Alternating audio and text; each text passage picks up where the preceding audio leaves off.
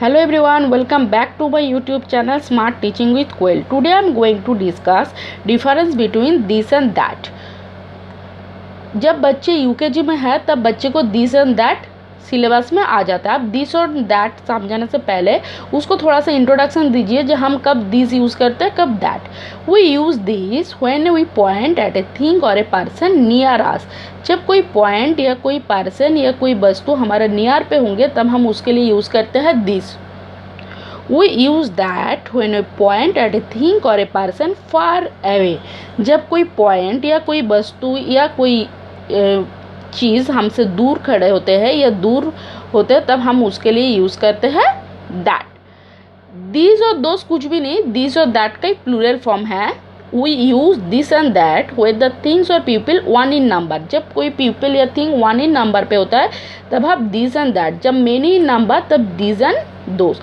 आप बच्चे को इस तरह से प्रैक्टिकल बहुत अच्छे से आप बता सकते हैं. अगर आप बच्चे को पार्क ले जा रहे या घर पे बैठे हो, आप बच्चे को बोलना look around then answer this question. आप बच्चे को बोला अच्छे से, आप जब घर पे बैठे हो या रूम पे या पार्क में, आप अच्छे से आपका सराउंडिंग देखो, फिर मैं आपको 2 क्वेश्चन करूँगी. आप इस तरह से पूछना, can you name 2 things that are near you और can you name 2 things that are lying far from you.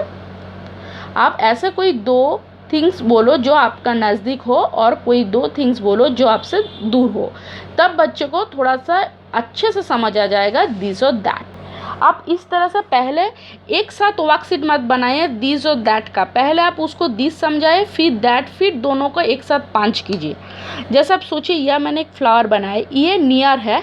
आप बच्चे को इस तरह से लिखा सकते हैं, this is a flower, this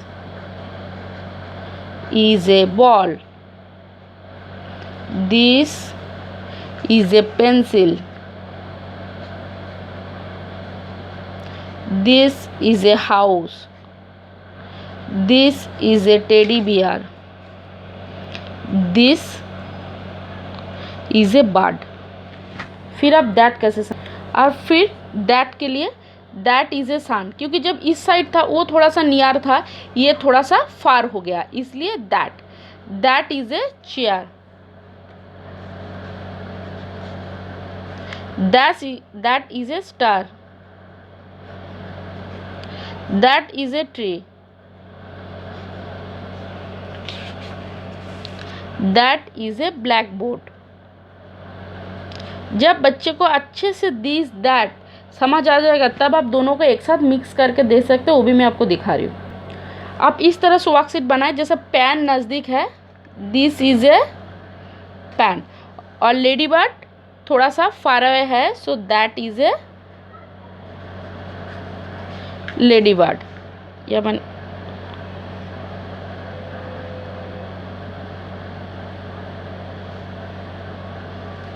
this is a swan.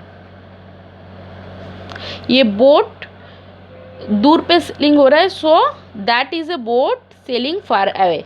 Far away यह लिखे ही है. Kite, this is A kite.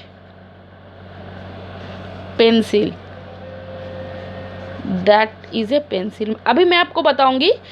और दूसरा किस तरह से आप वर्कशीट बना सकते हैं. बच्चे क्या करते हैं ना, वो अच्छे से जो लेफ्ट हैंड में, क्योंकि आपने दिस दैट ऐसे करा है, जो लेफ्ट हैंड की साइड ऑब्जेक्ट होगा तब दिस, जो राइट हैंड के ऑब्जेक्ट होगा तब दैट. आप देखिए, अगर मैं इस तरह से शीट बना दूंगी तो बच्चे को कंफ्यूज कहाँ पर. आप देखिए, अगर इस तरह से आप वर्कशीट बनाएंगे, क्योंकि आपके लेफ्ट हैंड साइड में कोई ऑब्जेक्ट नहीं है, 2 ऑब्जेक्ट आपका राइट हैंड साइड के अंदर तरफ है. आप किस तरह से बुझाएंगे. पेंसिल नज़दीक है, पेंसिल से बॉल फार अवे है, सो पेंसिल के जगह होगा दिस इज़ ए पेंसिल, और बॉल पेंसिल से भी फार अवे है, so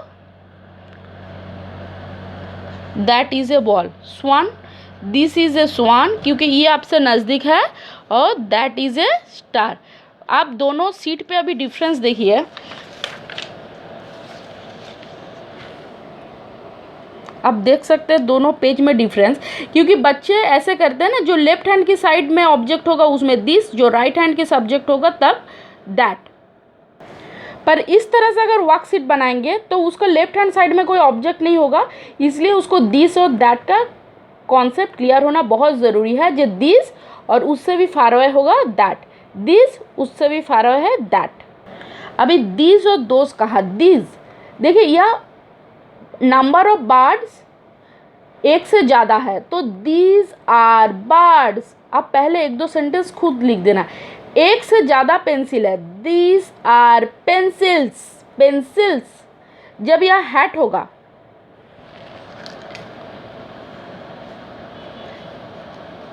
these are hats, these are erasers, these are candles. बच्चे दीज और दैट अगर समझ गया तो उसको दीज और दोज भी बहुत अच्छे से समझ आ जाता है। And the next those,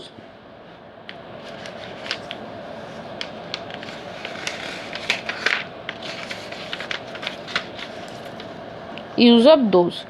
so those potato far away है, those are potatoes. Those are fans,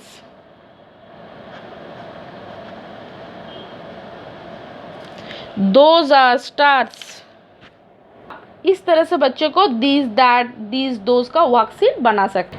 फिर आप इस तरह से बच्चे को, अगर आपके पास बुक है, नहीं तो आप इसका स्क्रीनशॉट ले लीजिए।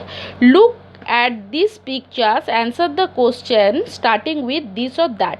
आप इस तरह से बच्चे को क्वेश्चन करके भी दिस दैट सिखा सकते हो। What is this in the postman hand, this is a letter, क्योंकि लेटर पोस्टमैन के नज़दीक है। What is this in this girls hand, this is ball.